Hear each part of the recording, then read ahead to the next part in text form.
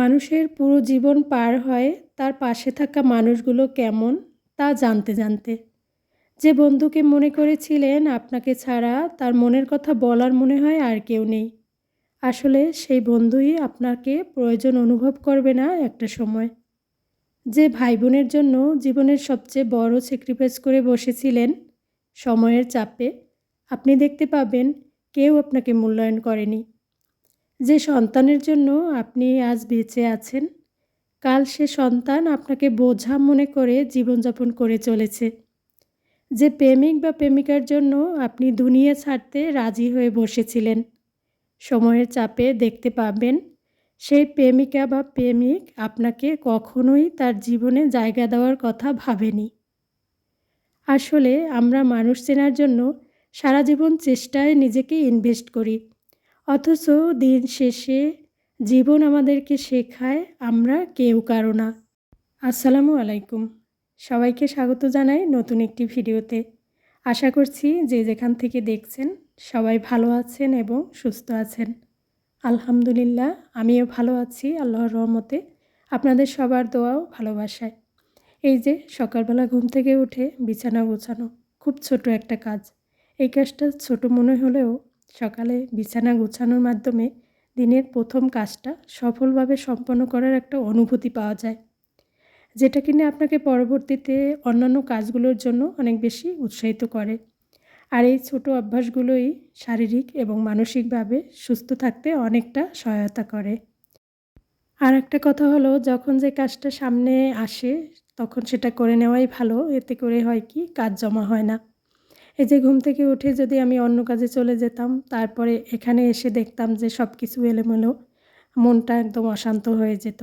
তার থেকে এই কাজগুলো গুছিয়ে নিয়ে তারপরে অন্য কাজে যাই। এতে করে আমার কাছে অনেক বেশি ভালো লাগে।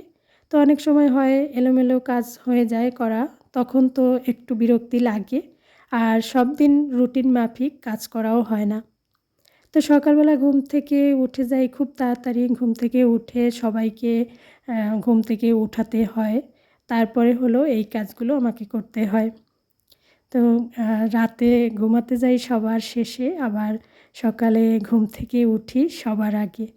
এটা তো আমার প্রতিদিনেরই অভ্যাস। তো সবাইকে ঘুম থেকে ডাকতে ডাকতে আমার এই কাজগুলো গুছিয়ে নেওয়া হয়ে যায়। তারপরে হলো সকালের নাস্তা তৈরি করা। চিন্তা করি যে সকাল সকাল ঘুম থেকে উঠে যদি সকালের এই কাজগুলো গুছিয়ে নিতে পারি, সারাদিনে আমার অনেকটা সময় হাতে পেয়ে যাব। নিজের জন্য একটু সময় নিতে পারবো। নিজের একটু যত্ন নেওয়া, নিজেকে একটু সময় দেওয়া, এই কাজগুলো করতে পারবো। তো এজন্যই সকালবেলা ঘুম থেকে উঠে একদম বসে না থেকে ঝটপট যে কাজগুলো সামনে আসে সেই কাজগুলো করে ফেলি। তো এই যে রাতের বেলা সব এলোমেলো ছিল, এখানে বসে আমরা গল্প করেছি অনেকটা সময়। আর এখন যেহেতু লোডশেডিং হয় অনেক বেশি, তো এখানে বসে অনেকটা সময় গল্প করে কাটিয়েছি। বিদ্যুৎ আসার অপেক্ষায় সময় গুনেছি, তো অনেক গল্প করেছি। তো বিদ্যুৎ আসার পরে আবার ঘুমাতে গিয়েছি। সব কিছু মিলিয়ে দেখা গেছে ছোপা টোপা সব কিছু এলোমেলোই হয়ে গেছে। অনেক রাত পর্যন্ত বসেছিলাম। আর রাতে বেশ কয়েকবার বিদ্যুৎ আসা যাওয়া করে। অপেক্ষায় থাকতে থাকতেই সময় চলে যায়। তো যাই হোক, কিছুই করার নেই।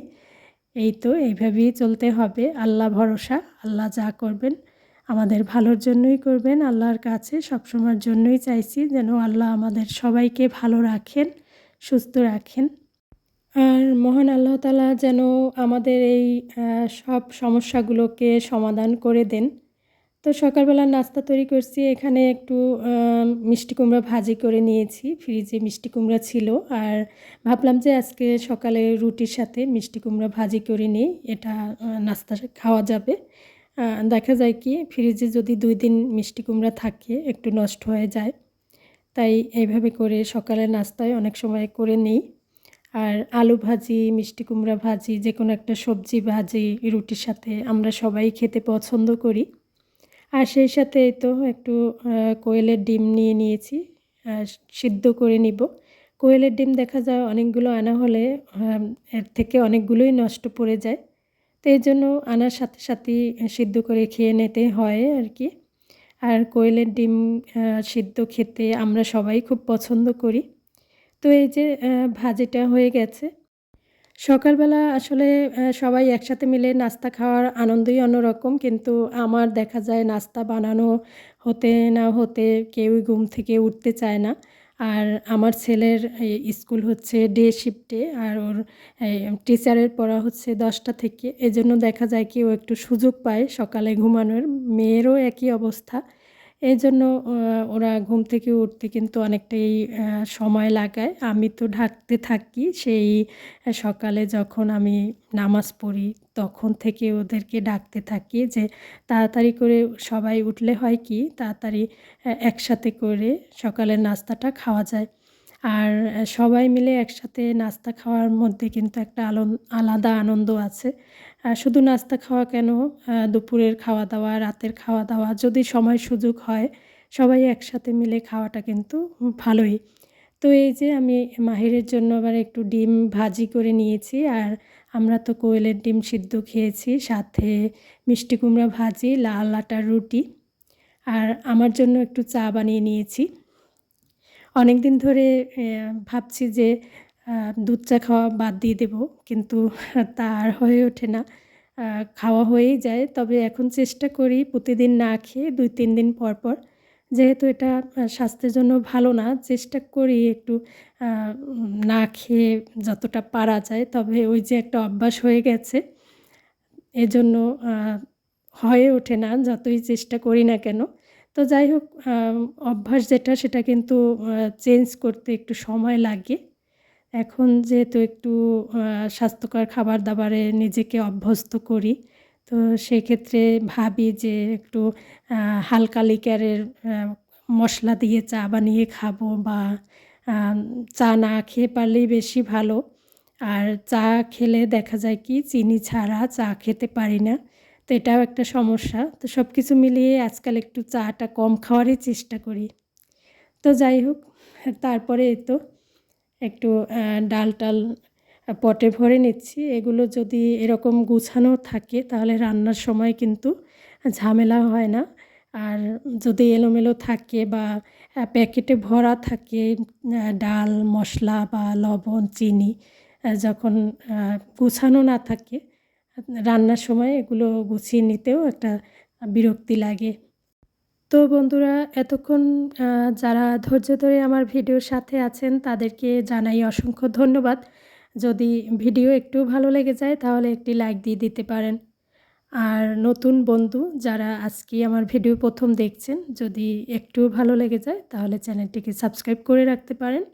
আর যারা অলরেডি আমার চ্যানেলটিকে সাবস্ক্রাইব করে রেখেছেন, সবসময় সাপোর্ট করছেন আমাকে, তাদের প্রতি আমি অনেক বেশি কৃতজ্ঞ। তাদের জন্য অনেক, অনেক দোয়া, অনেক, অনেক ভালোবাসা।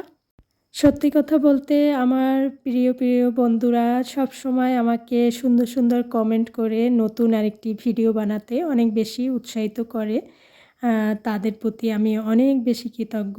তাদের জন্য অনেক, অনেক ভালোবাসা আমার তরফ থেকে। আর আপনাদের এরকম কমেন্ট পেলে সত্যি আমি অনেক বেশি খুশি হয়ে যাই। আর কার নাম ছেড়ে কার নাম বলবো এজন্য কিন্তু কারো কমেন্টই পড়া হয় না। আসলে ইচ্ছা আছে সবার কমেন্ট পড়ে আমি শোনাবো সবাইকে।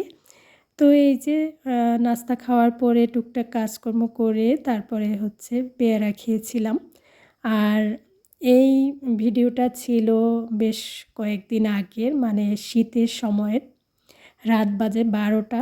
তখন আমাদের এক বোনের মেয়ের জামাই আমাদের জন্য খেজুরের রস নিয়ে আসছে। একদম রাতের খেজুরের রসটা অনেক বেশি ভালো হয়। এজন্য সে অনেক দূর থেকে তাদের এলাকা থেকে আমাদের জন্য খেজুরের রস নিয়ে আসছে। যদিও তার নিজের গাছের না, তার বাড়ির আশেপাশের আর কি যারা বিক্রি করে তাদের কাছ থেকে কিনে নিয়ে আসছিল। আর আমি একটু ক্যামেরা বন্দি করে রেখেছিলাম আপনাদের সাথে শেয়ার করব বলে। যদিও অনেকটা দেরি হয়ে গেছে এই ভিডিওটা শেয়ার করতে। ভাবলাম যে আজকে এই ভিডিওটা শেয়ার করি, না হয় তো আর শেয়ার করাই হবে না। এত সুন্দর একদম ফ্রেশ খেজুরের রস। সত্যি কথা বলতে আমরা কিন্তু কাঁচাও খেয়েছিলাম। এত বেশি মজা ছিল এই রসগুলো। তো এই যে তারপরে সব তো আমি জাল দিয়ে ফুটিয়ে রেখেছি।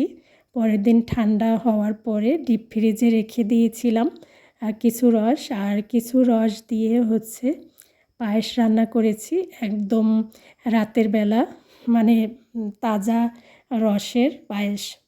আর এই পায়েসটা যে এত বেশি মজা হয়েছিল কি বলবো।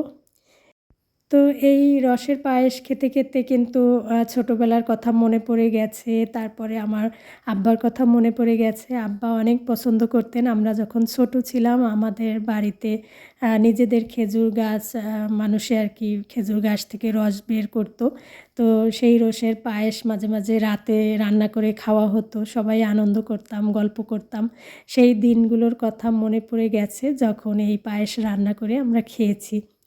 তো বন্ধুরা, এতক্ষণ আমার সাথে থাকার জন্য সবাইকে জানাই অসংখ্য ধন্যবাদ। আজকে এখানেই বিদায় নেব। সবাই ভালো থাকবেন। সবার জন্য অনেক অনেক দোয়া রইল। আমাদের জন্যও দোয়া করবেন। আর ভুল ত্রুটিগুলো অবশ্যই ক্ষমা সুন্দর দৃষ্টিতে দেখবেন আশা করি। আজকে তাহলে এখানেই বিদায় নিচ্ছি। আল্লাহ হাফেজ। আসসালামু আলাইকুম।